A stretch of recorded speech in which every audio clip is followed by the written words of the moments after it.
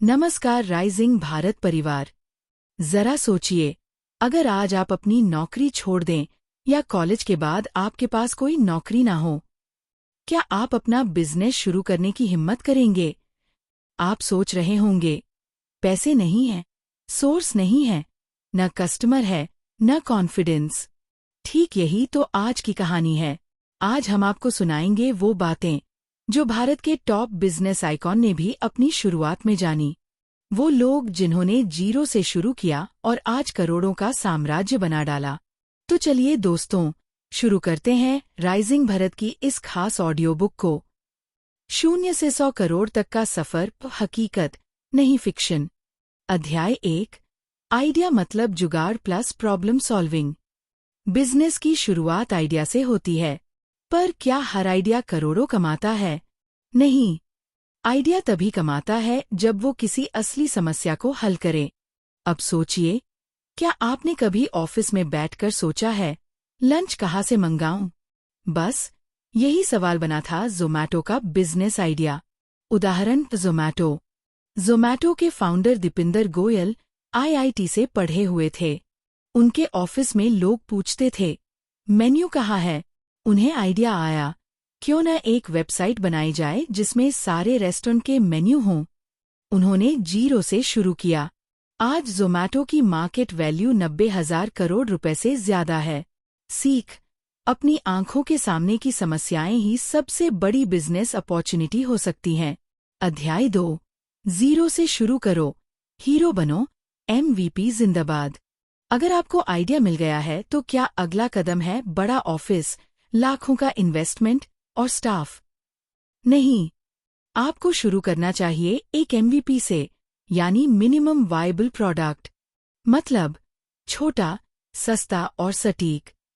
उदाहरण बोट एक शानदार ब्रांड है, लेकिन इसकी शुरुआत केवल 25 लाख रुपए से हुई थी। सिर्फ एक प्रोडक्ट, सस्ते, टिकाऊ और स्टाइलिश ईयरफोन।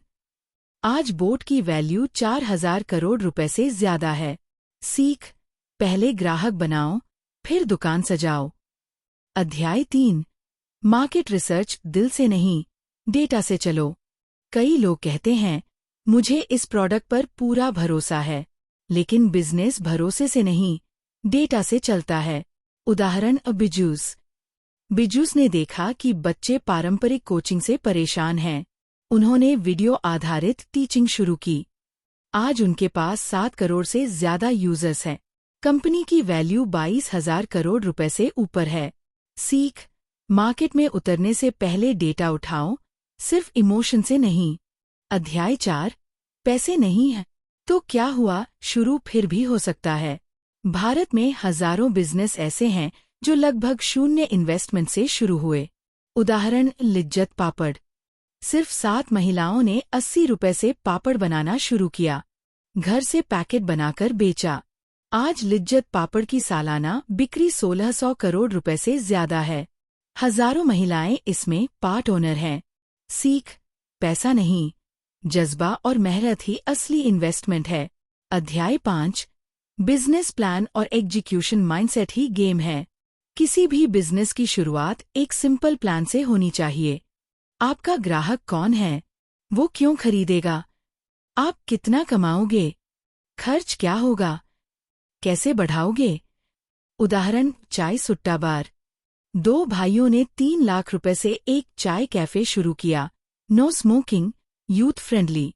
आज उनके पास 300 से ज्यादा फ्रेंचाइजी हैं, लाखों की कमाई और एक स्टाइलिश ब्रांड बना चुके हैं। सीख, सोचो अलग, भरोसा रखो अपने मिशन पर। अध्याय 6, सोच बदलो, स्किल्स बढ़ाओ, खुद में इन्वेस्ट करो। आपका दिमाग ही सबसे बड़ी पूंजी है। हर एंटरप्रेन्योर को सीखनी चाहिए ये स्किल्स।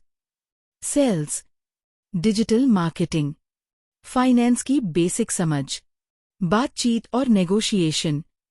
यूट्यूब, कोर्सेरा और उदेमी जैसे प्लेटफॉर्म पर आप 500 से 1,000 रुपए में बहुत कुछ सीख सकते हैं। टिप, हर महीने खुद पर 1,000 रुपए इन्वेस्ट कीजिए। 5 साल में आपकी इनकम दोगुनी हो सकती है। अंतिम अध्याय, एक किताब जो हर एंटरप्रेन्योर को पढ़नी चाहिए।